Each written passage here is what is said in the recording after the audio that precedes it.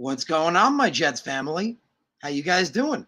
I appreciate you guys, like always, being here and tuning in for the Take Flight Spit and Fire podcast. You got me, Harrison Glazer, always excited to be here with you guys. Always excited to be talking about them Jets. Michael, appreciate you, brother. Appreciate all you guys in the chat. Appreciate you tuning in. Appreciate you being there. Shout out, my man. Appreciate all you guys. Please, as you guys know, bring your comments, bring your questions, bring your concerns. We'll chat it out. That's what we do here. We talk about the New York Jets. So again, I want to thank you guys because we were going to go live yesterday, but today was the first day of minicamp. Figured it makes sense, let's wait, talk about some of those stories a little bit, as well as some other stuff. Can't wait to, excuse me, can't wait to bring up with you guys. But again, appreciate you guys tuning in. Appreciate you guys being here and being here on your Tuesday evenings. So let's jump in. If you haven't, if you can please subscribe to the channel, you can do so by clicking on the logo in the bottom right-hand corner of the screen. That'd be much, much appreciated. So day one of minicamp was today. And I think Zach Wilson shined. I think he did. I think Zach Wilson looked damn good. Now we look at, again, we talked about it just, I think it was like 2 weeks ago. We were talking about, all those reports on Zach Wilson, all the negative, excuse me, all the negative, all the, things they were saying that he wasn't looking accurate. He was making bad throws. Well, that was OTAs. This is now mini camp.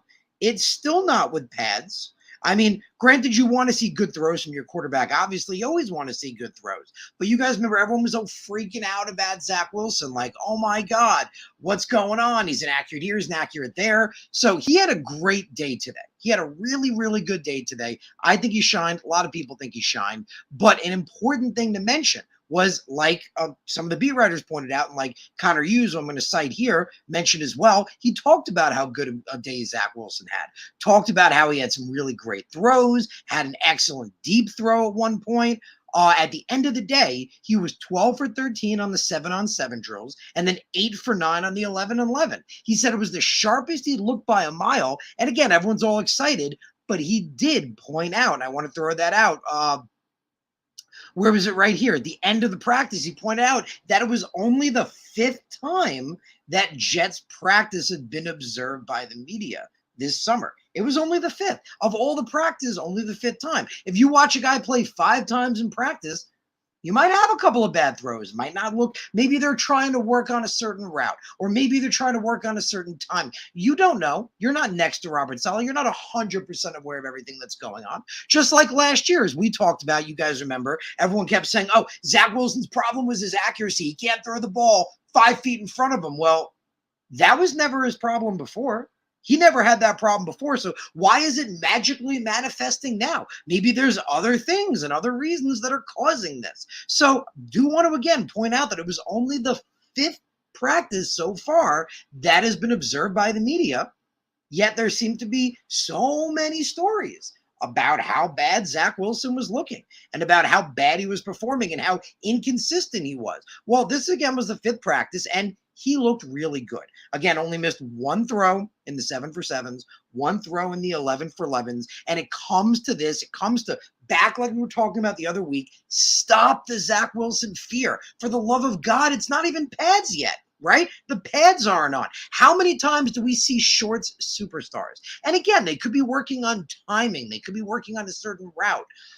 But regardless, we have to wait till the pads get on, and we have to wait till we actually have a real opponent, honestly, too. So, yeah, you want to see all great throws from your quarterback in practice, but we've seen plenty of times where quarterbacks look outstanding in, OTAs and shorts and practices, and it doesn't translate to the real games, or vice versa, where they struggle a bit because they're working on certain things or trying to figure something out or work on a certain timing because, hey, it's not pads yet, right? Hey, if we're going to try to figure something out, now's the time, right? Let's see how this looks. Let's see how this works. Too much judgment going on. And again, all this fear of, oh my God. And again, I see you guys tuning in. I appreciate all you guys being here. Appreciate you guys being part of the podcast. And if you have any comments, any questions you want to bring, please shout it out. Bring it up. I'm going to go to those in a minute. But I gotta talk about my boy Zach Wilson here for a second. Because, man, this fear is crazy. Because like we said, even Connor Hughes said it. This was only the 5th time this whole year so far, this summer, that they've actually seen Zach Wilson play and perform. And it's still not in pads yet. It's not training camp yet. Things are going to change. Alignments are going to change. And like we said, they could be working on things. So Zach killed it today, right? Zach absolutely killed it. He may not kill it tomorrow. He then may kill it Wednesday. Don't let everybody freak you out. See, even my dog agrees. Even my dog is in on this. She's saying, don't let it happen. Don't let him freak you out, right? Don't let him get you nuts. And, oh, my God, will Zach be the guy because he's wearing a red shirt and there's no pads on yet? Like, oh, Lord. Like, don't let it freak you out, guys. And, again, you want him to be great all the time. But it doesn't, like we said before, it doesn't always mean it's going to translate. Could be working on a certain thing. Let's see how it goes. You know what I mean? And don't get freaked out yet. Again, no pads yet. And like this is only the fifth time they've seen him. It's crazy. That's only the fifth time that the media has seen Zach Wilson. Yet if you look on social media, it's felt like they've been there the whole time talking about how inconsistent he's been, right? And the bad things he's done. So let's, again, stop the Zach Wilson fear. If he's not as great tomorrow, let's not freak out. Let's not overreact. Let's let him work things through. He's got the team around him, and I pointed it out today on Twitter. I was saying he had a great day, but like we've talked about here, Joe Douglas has done it, man. Joe Douglas has done it. He's surrounded Zach on the offense and the defense with everything possible needed to succeed. Let's give the kid time to succeed. Let's allow him to succeed. As he develops, this team's going to be fire, baby. As he develops and gets better, oh, look at what he's got around him. The better he gets, the better this team is going to be across the board. And we're going to see it. And it may not be immediate. There may be some times where there's a bad game and then an okay game and then a great game. Again, it's going to happen. It's a process. It's not immediate. But all the right things are being said, as we've talked about Zach Wilson. And I will throw one of them out right now. Just have to bring it up here quick. It was something Robert Saleh had said just on the 9th. He was saying that Zach looks a lot more comfortable in the offense, that he's committed to the process of going through his progressions and understanding exactly where his eyes need to go on every snap. You can feel the comfort and you can see exactly what we were hoping for. Well, guys, we talked about it here. That was the problem, right? Robert Saleh and the coaching staff, so they were freaking blue in the face, kept saying Zach Wilson's accuracy wasn't the issue. It was his eyes and his footwork and getting his timing down in sync. It's a different game at the NFL level. He was working on that timing. The biggest thing many pointed out were his eyes. Well, as Robert Saleh just pointed out, he's committed to that. He's committed to the concept of going through his progressions, understanding who's open, not just showing it. Like, again, I want to vomit in my mouth. I hate to give guys like Tom Brady the credit, but looking off the safety and not looking at the guy you're going to throw to. That all takes time. It's not magic.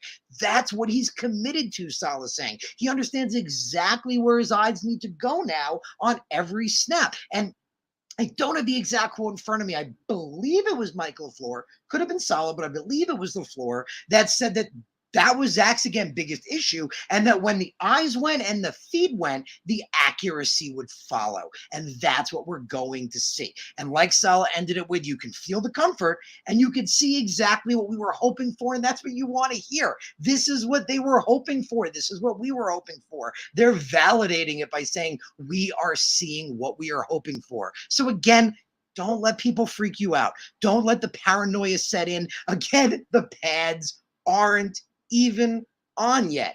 So let's give Zach Wilson the time to develop. The right things are happening, regardless of what happens tomorrow in minicamp. Let's not allow the Zach Wilson fear to overtake us. Okay? Or the fear that is being created to overtake us. Okay. So other reports in minicamp, Mekhi Becton is there, but the reports say that he will not be practicing.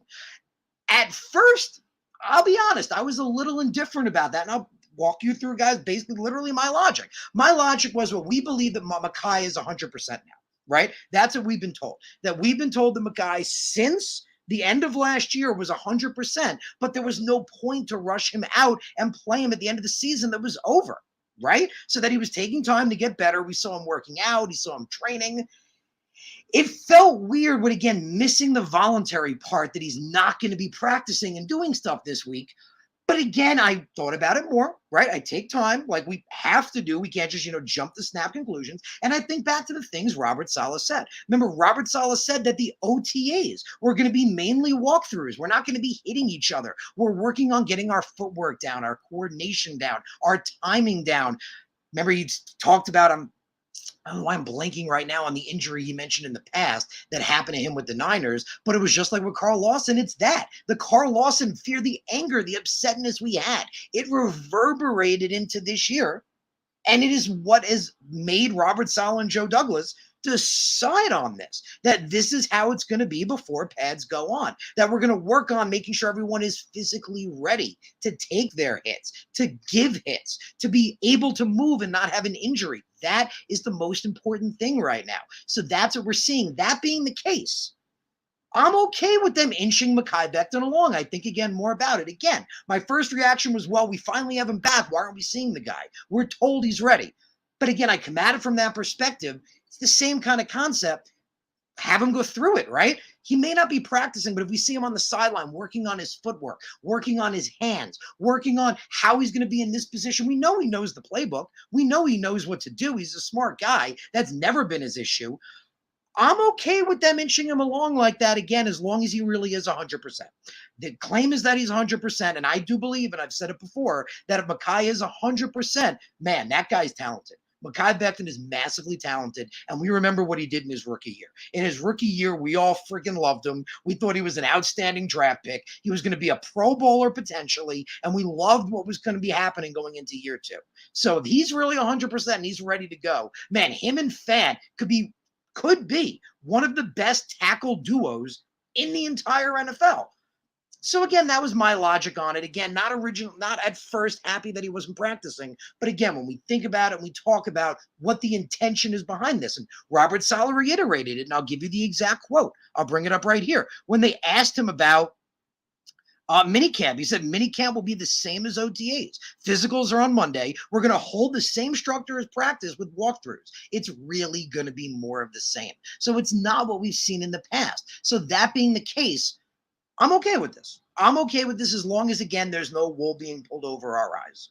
That's the best way I would like to say that. So I mentioned you guys, I was going to bring you guys some quotes as well from some players. And man, I got one quote. One quote I can't wait to start off with. You guys saw it on Twitter. If you hadn't, I'm going to read it to you now because it is a damn good quote. Like, I read this and I was like, whew, like I was ready to run through a wall. And you guys remember in the past with COVID and everything, with CJ Mosley, a lot of fans were, questioning his leadership and man, you listen to this, man. So CJ Mosley, as we know, is, working with Quincy Williams and trying to, bring him along. Remember, Quincy said in his quotes and his interviews throughout the process, he said that last year was really important for him with acclimating, right?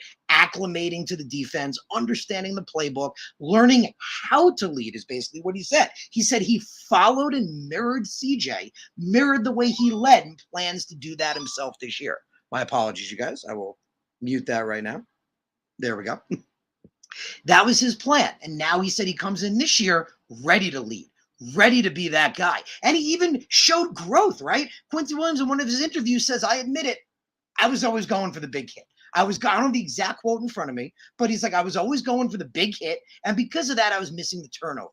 I'd get to the sideline and Coach Saleh would point out, yeah, you killed the dude, but it could have been another possession for our offense. Jack Wilson could have had another opportunity to score. He said he's going to work on that. He gets it. He's learning. He's developing. He's a smart player. But this quote, man, So from Quincy Williams, he says that CJ Mosley told me to have the mindset of a cheetah. A cheetah studies their opponent and then he waits. But when he sees the opening, he strikes. When he strikes, he knows for a fact where he's going, what he's doing, and he gets the kill. Man, when Quincy said that, I was like, oh, shit. Oh man, I told you guys. And it's the second part of this quote. People are sleeping on our linebackers. We talked about it in just last week's episode, but if you guys missed it, please go back. The linebackers were forced to play cleanup duty because our pass rush and defensive line was not there. It was decently porous against the run, and the edge presence was non-existent last year. It forced the linebackers in cleanup to get more tackles, and it didn't allow them to fully read the field better. This whole defense, as we talked about last week, when the pass rush is better, everything is better. This defense is predicated on the pass rush. Well, we're going to talk about that pass rush a little bit. We're going to actually get into it next. But with it being better, man, I think our linebackers are a little slept on. Again, C.J. Mosley and Quincy Williams last year were one of the top tackling duos in the NFL. And yeah, a lot of that had to do with the cleanup aspect. But if that's not there, it frees them up for coverage, for alignments to play the field. And the two of them are fast as hell, man. You guys remember I talked about it. Jamie Sherwood last year looked really good as the Mike linebacker, right? He came in and I was like, well, I thought it was going to be Nasruddin that was making all the noise. But then in comes Sherwood at the mic, and he was freaking good. I mean, he got hurt kind of quick, but he looked good. Man, if Sherwood could be that Mike, and that frees CJ and Quincy up to roam those sides, man, baby, I say it again, people are sleeping on these linebackers. Like, that could be a pretty elite trio right there, man. It really, really can. And again, you listen to that quote, what else do you want, right? Like, what else do you want? The mindset of a cheetah as a linebacker to study the hole, wait for it, and strike when you see it, and have the purpose to know where you're going and get the kill. Oh, just love it, guys. Just absolutely love it. So we mentioned the pass rush. We mentioned the edge. I got big news. And again, if you guys follow me on Twitter, you've heard it because I bring you all the news and I bring you all the, player quotes and updates that I can. I feel like it's important to, not just, like some do, give you like one or two. I try to give you as much of what the player said as possible. One of the things that happened with Jermaine Johnson was, man, rookie Jermaine Johnson showed how dedicated he is, man. He showed absolutely how dedicated he is. So they asked, and I'm bringing up right here, they asked Jermaine Johnson what he planned on doing from the break between minicamp to training camp. Because you got a break there. It's like 3-ish weeks, like almost a month, like a good amount of time. It's a good amount of time. So what's he doing after minicamp till training camp begins? Is he going on vacation? What's he doing? He immediately answers, I'm going to be right here. I'm going to be working out, getting all the work I can in. Oh, you guys. Oh, from our rookie. Like when he said that, my heart, I was the Grinch, man. My heart grew 5 times bigger. Like I was like, oh my God, I love it. Like that's the answer you want. Our rookie edge rusher, who again, we haven't had a top edge rusher in a long time. I love Mr. Carl. You guys know we've talked about it. I love Mr. Carl, but he was not a high draft pick. He was not considered a high prospect edge rusher. Last one we had was John Abraham. And you guys know that was a long time ago. So Mr. Jermaine Johnson in there, who you guys know, I said was arguably one of the best edge rushers in this draft. I had him as number 2 on my board. Even Daniel Jeremiah had him as a top 10 pick. And we get him in the 20s. Man, love that answer. Just immediately like, what are you going to be doing for that month? I'm not going anywhere. Love that. He's not going anywhere. He's going to be right here, working out, practicing, getting better, and he gets it. He gets it because he understands now as a rookie that the work that he's going to put in contributes to his long-term success. That is the whole point. He gets it. And God, it's so beautiful to understand and have a guy that gets it. And we ain't even talking about Michael Clemens. And you guys know the potential of that guy. Like that guy, people saying we got to line him up on the offensive line. Like that's dude's arms. Like I watch footage or film. I watch film and breakdown of Michael Clemens. It feels like I'm watching a man playing with boys. That's honestly what it feels like. When he gets his hand on offensive linemen, he just does what he wants with them. Like it's crazy. The second he's got them, it's like, where are we going? We're going down. We're going through. It's crazy, man. He is just so physically strong. And like Robert Duh, putting them together.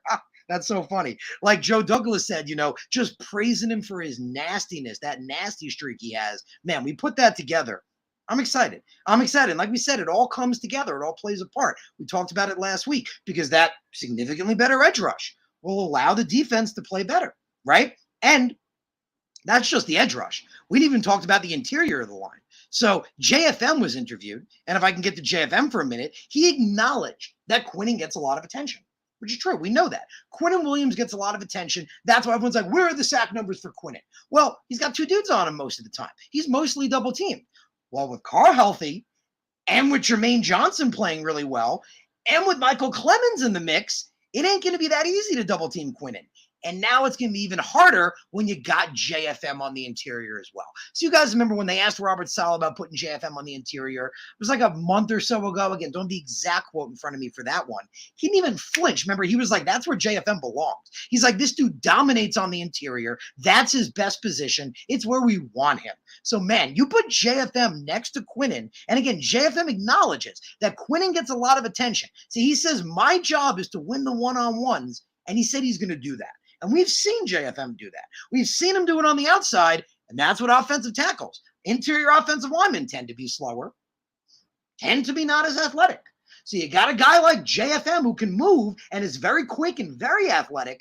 Man, I'm excited. That interior defensive line has a lot of potential as well. So, man, you got that interior defensive line with the pass rush. You got Solomon Thomas in the wins, right? You got that edge rush we talked about. That whole pass rush together makes the defense infinitely better, will allow the linebackers to play better. And we know what's going on in that secondary, man. We got Sauce back there. We got Sauce back there. We got Hall back there. We got DJ Reed back there. Man, that secondary is fortified. I dare teams. That's our challenge to you. Us Jet fans, we dare you to throw the ball against us.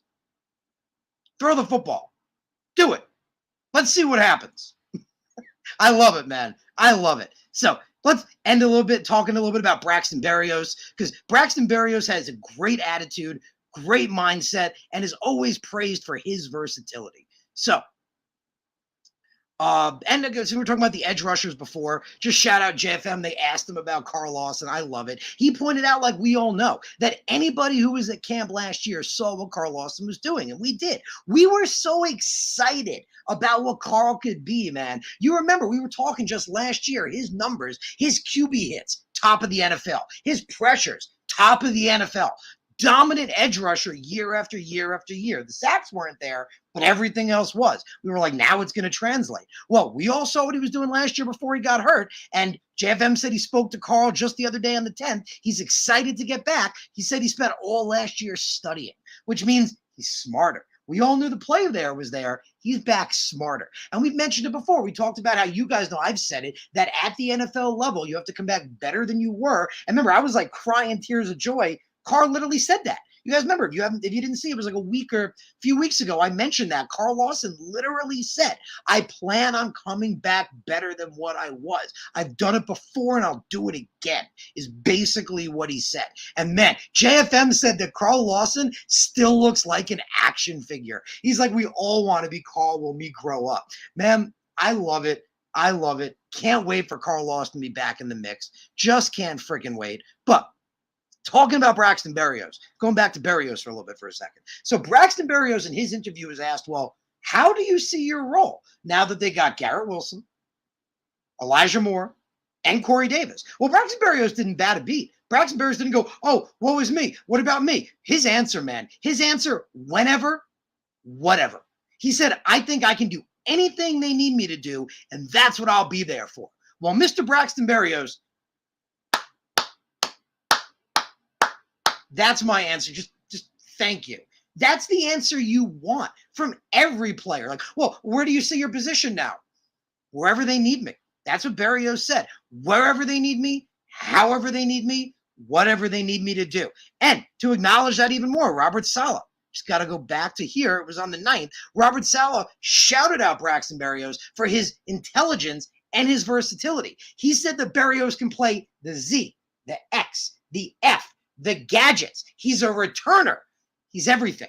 He's everything you want. He can do whatever, and that's what Berrios is willing to do. The man has a great attitude, has the right mindset. He'll do whatever is needed. He'll line up wherever you want him to line up because he will do whatever it takes to win. I love it, man. I love the Braxton Berrios freaking mindset. Every team needs players with mindsets like Braxton Berrios, that I will do whatever is needed for this team to be successful, however you need it, whatever you need. And man, just to go even more into Braxton Berrios. So they asked Braxton Berrios how excited he is about Zach Wilson and why. But let me rephrase that actually, because the way I don't blame him for being a little the way he answered the question, because the way the question was worded, they basically asked Braxton why he's excited about Zach Wilson. And that's an important distinction. It wasn't, what he's excited about. It's why are you excited? So he starts embarrassed. There's a lot of reasons to be excited about Zach Wilson, but he immediately goes, I don't have to sit up here and sell my quarterback on why people have to be excited. You saw what he was in the first half of last year, and you saw what happened and what he transitioned to in the second half of last year, and that paints the picture. Love it. Love it. He ends it with, I don't need to sell him.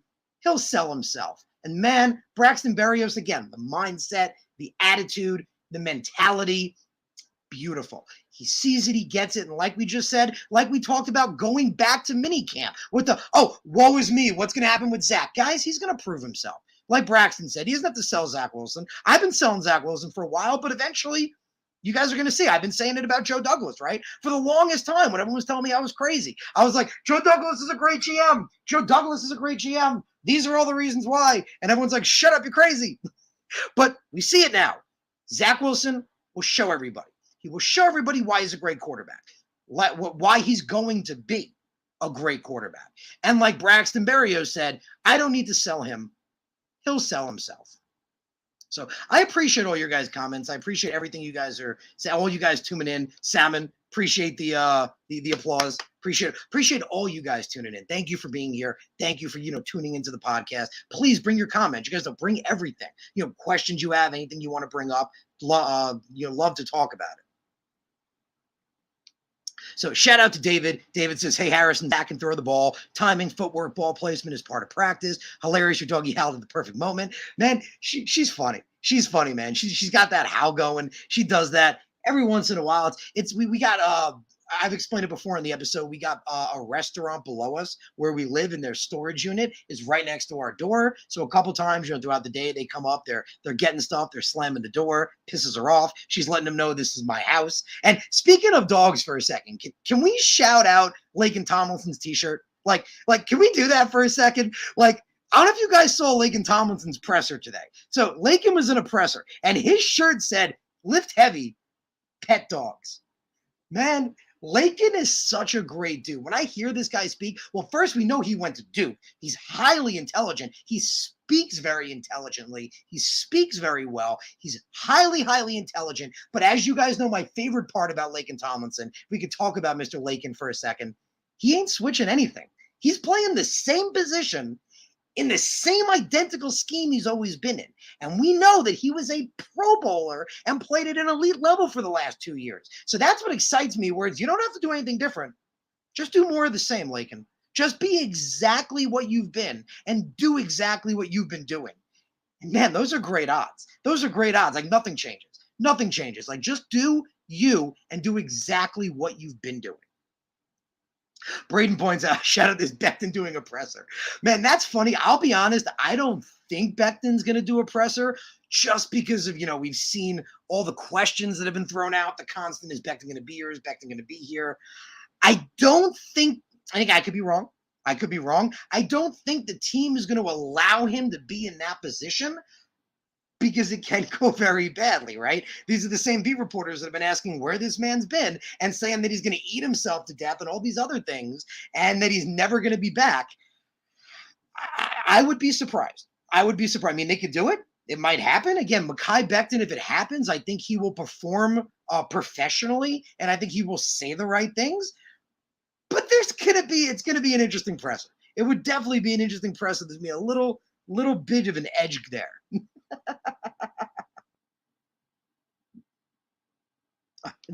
Love that one. Shout out to Iowa Jets fan. He's saying, anybody see the pic of Becton next to DJ Reed? Man, that was even worse. Remember when we saw Jamison Crowder that year next to Mekhi Becton? It was Mekhi's rookie year. Remember back in 2020, they showed us that image of Mekhi next to Jamison? Man, Jamison's average size, like our size, like 5'9", but he's small for NFL standards. Man, putting him, DJ Reed's small too, but Jameson, man, I remember you put him next to Mekhi. It's where that Mount Becton came from. And yeah, DJ Reed's about 5'9" himself, so I saw the image. I felt like the Jameson one looked a little more profound, but same thing, man. Anyone standing next to this dude. What's crazy is you put regular size, like 6'3", 6'4", 300-pound offensive linemen next to Mekhi Becton, and they look small. Like, it's crazy. So we know, obviously, with Mekhi, strength, power, his speed. No part of his game or ability has ever been questioned. Ever been questioned. The only question is health. Can he stay healthy? Can he stay on the field? And like we talked about, I think there is an intent. I think, thinking back to, again, the way they're approaching this minicamp, it's just minicamp.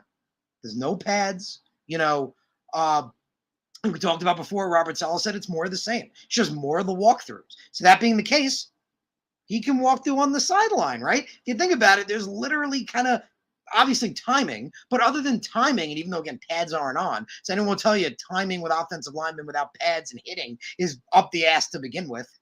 But let's just say timing for the hell of it. That's the only thing missing if he's on the sideline doing the same thing as opposed to on the field with the other four guys. So, man, I'm not upset about it. I mean, at first I was a little, like we talked about, like I was surprised. I figured if anything, it makes a story, right? We've seen all these non-stories coming out about Mekhi. And as we've talked about, most of them, we understand people's fear and trepidation, but there's no weight behind them. People are making it like there's actual legitimacy behind it, and there isn't. There's fear, but that's it. It's only fear. Because we've talked about all the reasons of how he's healthy now and good and why it took him longer to heal and everything. So shout out to all you guys. Appreciate, again, bring your question, bring your comments. Braden says, do you think DQ Thomas has a good shot to make the 53? It's definitely possible. I want to bring this. You got me thinking about this when I brought that up.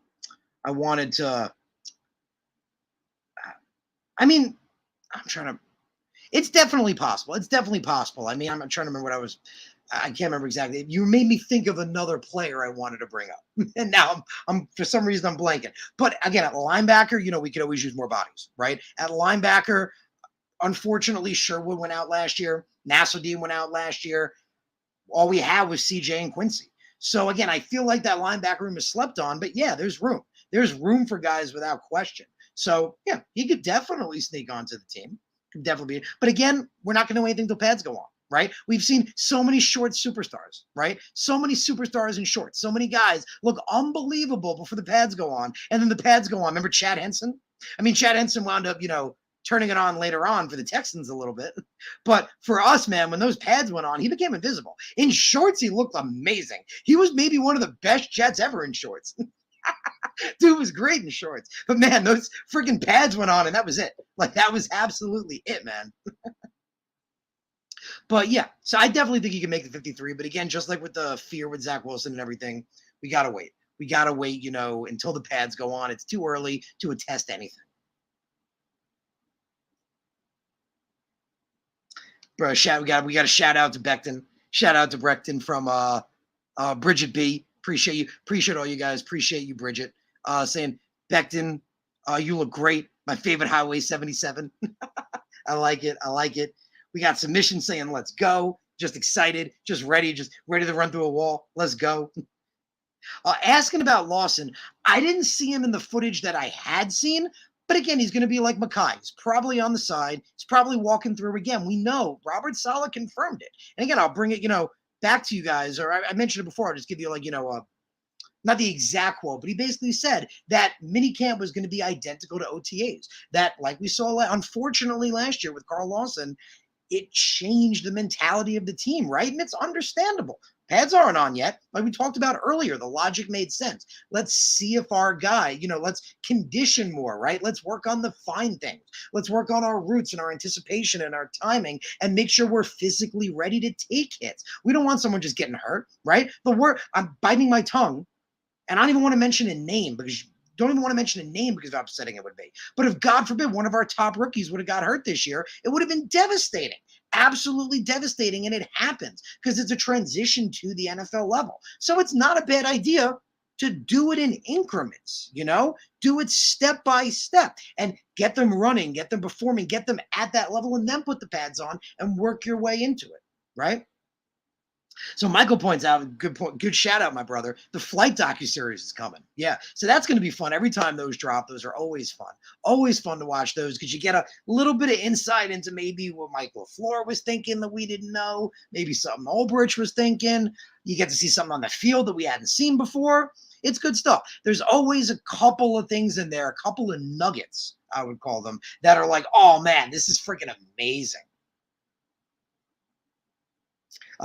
Iowa Jets fan, no doubt, man, no doubt. I'm not saying you were bashing Becton. I totally get it. Say you weren't bashing him. You're a huge Becton supporter. Me too, man. As a short guy, I thought it was funny, bro. Me too, man. I'm 5'7" myself. So you know what? If I stood next to DJ Reed might look like Mekhi Becton. Like that might be what happens. But man, Becton is just a beast, man. And yeah, I get it. I'm a huge Becton supporter as well. I love the guy. And again, I had no qualms with him not being there when it was voluntary. I understand people's anger and fear because of everything that happened before this. If none of that had transpired, it wouldn't have been a story. It just would have been, oh, he's having his baby. He's not here. Whatever. Cool. I'm 5'7" too. Yeah. We're the 5'7" club, bro. We could start the 5'7" club. But yeah, man, I mean, but it's good stuff, man. And yeah, I mean, I'm excited, but again, minicamp just started. But again, I do want to end by coming back to what I talked about before. Let's not all jump down Zach Wilson's throat, guys. Remember, like we said, they're working on things. We don't know. Even the beat writers that are reporting, like we said earlier, don't 100% know. Maybe they're working on a certain timing, or Zach's working on a double step, or maybe he's trying to work on throwing it behind him to see if Garrett Wilson can make that catch. We don't 100% know. So let's not make unfair assessments yet. Again, like I pointed out, it's only the 5th practice they've seen of him. That's it. All the other practices they haven't seen. So we don't know the numbers that he was putting up. So yeah, maybe in those other 4 of like the, dozens he's had, they weren't that good. But again, as the pads go on, things will get better. Man, I'm excited. You guys know it. I'm excited about our team. I'm excited about where we're going. And and you guys know it's all mainly because of Joe Douglas. I believe Zach Wilson will develop. And I don't even want to say it, because I believe Zach can be the guy. But the point is with Joe Douglas, no matter what, he will find the right guy. If a guy isn't the right guy, he will find a guy that is the right guy. Joe Douglas as building this team to success. He gets it. He 100% gets it. And again, do want to stress, not saying Zach isn't the guy. Love Mr. Zach Wilson. I think he's going to develop, but we're in the right hands with Joe Douglas. The GM, the one who builds, the one who molds the team matters the most. And he's building the team. And what Robert Saleh's doing with that mold is just fucking beautiful, guys. It's just a piece of work of art. So Island points out, another shout out. Appreciate that one. Rich Eisen narrating the episodes. That could be fun. But I was hoping, who knows, maybe we can get like a Samuel L. Jackson. Right? Like, wouldn't that be something? I don't know, like Morgan Freeman. Oh my God. Flight 2022 with Morgan Freeman. Oh man, the NFL isn't ready for it. Oh man, too much fun, guys. Too much fun. But if you guys have any other questions, please bring them. Please bring any questions you have, anything you were thinking, anything you wanted to mention. But again, I appreciate you guys always tuning in. As you guys know, we're usually live on Mondays. We're live at 7s. Try to be there, for the whole show because I love talking to you guys. Love when you guys are there so we can, talk all about them Jets. So again, tune in next Monday. Monday at 7 p.m. We're always live. Appreciate you guys being there. Appreciate you guys tuning in and taking part of the podcast. Again, you got me, Harrison Glazer. Hope you guys have a great rest of your week. Enjoy minicamp. Enjoy all the reports. But, like me, you see all the reports. You see all the stuff coming out. Remember, it's just shorts. It means something, but not that much is the best way to look at it. So, again, appreciate you guys tuning in. Thank you for being here. Thank you for being part of the podcast. Hope you have a great rest of your week. And just remember, like I've been saying, our time is coming. Our time is coming, and it's around the corner. We can't see it just yet, but it's getting there. We're coming, and that corner is just about coming. So thank you guys again for tuning in. Hope you guys have a great rest of your week, and let's go Jets!